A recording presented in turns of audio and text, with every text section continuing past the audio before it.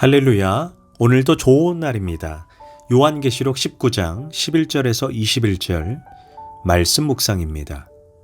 오늘은 다시 오실 그리스도라는 제목으로 말씀을 나누도록 하겠습니다. 오늘 본문은 다시 오실 주님의 모습을 우리에게 확실히 보여주고 있습니다.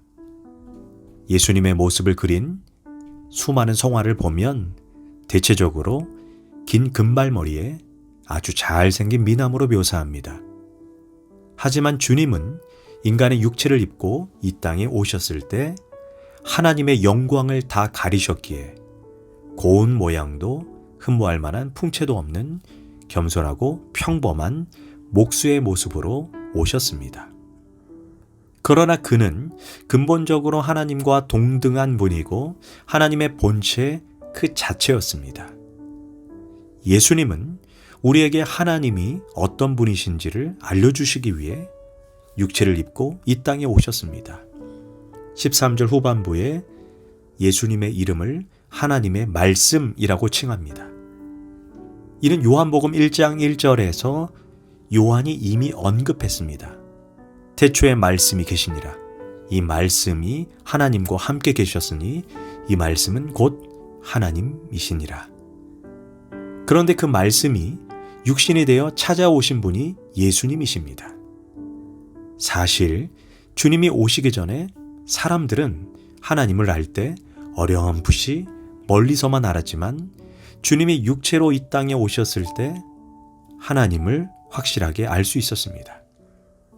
마치 야구 교과서를 보고 투구의 폼을 공부할 때 명확한 그림이 그려지지 않다가 류현진 같은 선수가 실제로 공을 던지는 것을 보면 아, 저렇게 하는 거구나 하고 분명히 알게 되는 것과 같습니다. 이처럼 예수님은 볼 수 없는 하나님을 보게 했습니다. 예수님의 인격 속에서 우리는 하나님의 인격을 발견합니다. 예수님이 없다면 인간은 하나님을 절대로 알 길이 없습니다. 우리는 말씀이신 예수님을 통해 하나님의 사랑, 하나님의 마음을 이해하고 체험합니다. 특별히 우리는 예수님의 초림과 재림을 통해 하나님이 어떤 분이심을 알 수가 있습니다. 처음에 이 땅에 오신 초림의 예수님은 말구 위에 누우신 연약한 아기의 모습으로 오셨습니다. 창조주가 피조물의 도움과 은혜가 없이 존재할 수 없는 연약한 분으로 오셨습니다. 그 이유는 우리의 진정한 구원자가 되시기 위해 인간이 겪는 모든 고통, 아픔, 절망, 슬픔을 체험하기 위해서였습니다. 그러나 다시 오실 주님은 심판자, 정복자, 승리자로 오신다는 것입니다. 다시 말해 하나님은 우리를 구원하시는 분이시지만 동시에 심판하시는 분이심을 우리는 잊지 말아야 합니다. 특별히 요한은 예수님께서 육신의 모습으로 오신 것을 실제 경험했던 사람입니다.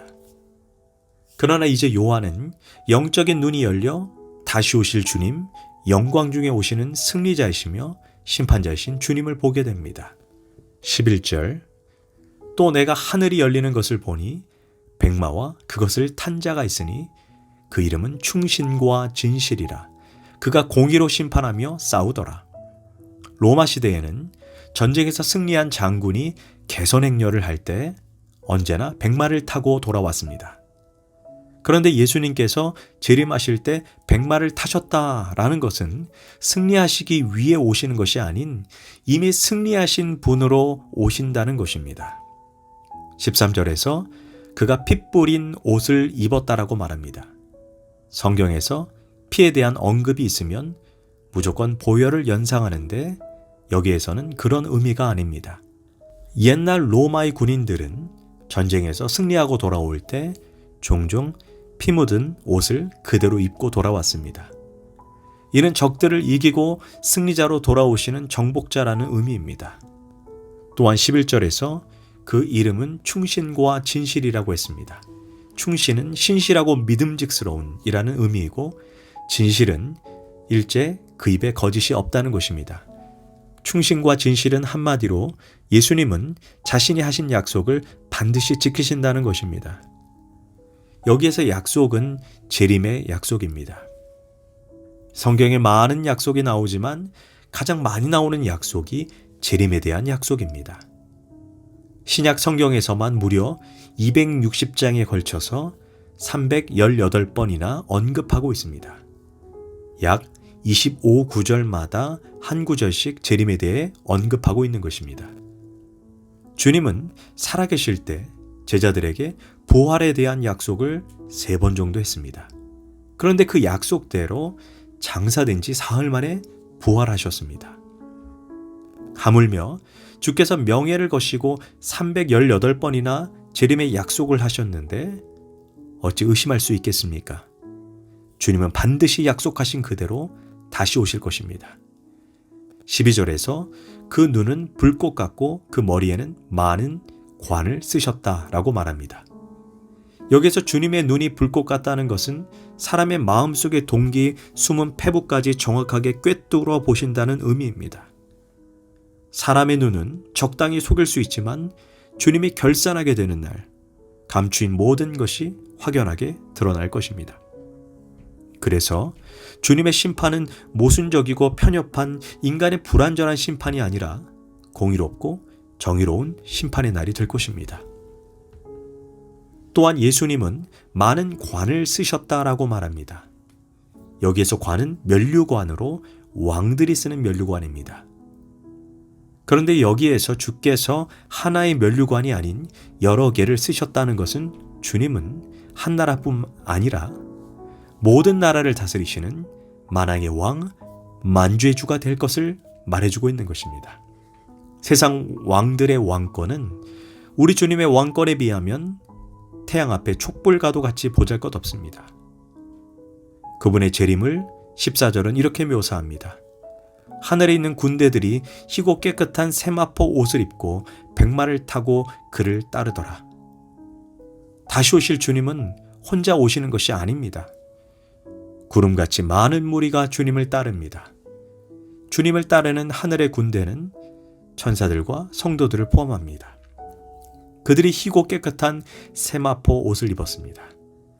그것은 그들이 모두 어린 양의 보혈로 구원받은 하나님의 자녀임을 뜻합니다. 주님의 보혈로 거룩해진 하늘의 군대만이 어둠의 권세를 물리칠 수 있습니다. 그러나 아무나 그리스도의 군대가 되는 것이 아닙니다.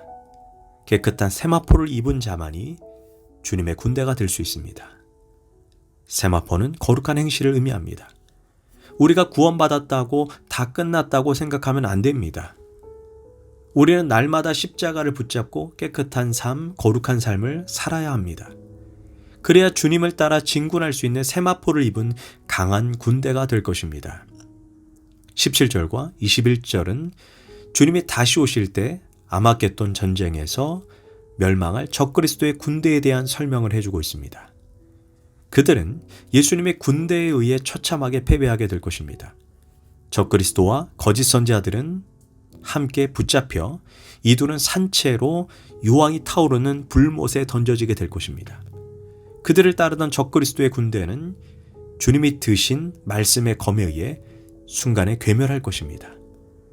이런 영광스러운 일들이 곧 일어납니다. 주님의 재림이 심히 가까워진 이때에 우리는 부끄러움이 없이 그분 앞에 설 수 있도록 우리의 삶을 준비해야 합니다. 그러기에 무엇이 진리이고 무엇이 거짓인지 우리는 성령께 지혜를 간구하면서 분별력을 구해야 합니다. 기도하겠습니다. 주님, 이 세상을 보니 이제 주님이 오실 날이 머지않았음을 깨닫게 됩니다. 주님, 거룩한 옷을 입고 깨어 주님을 기다리게 하소서. 예수님의 이름으로 기도합니다. 아멘.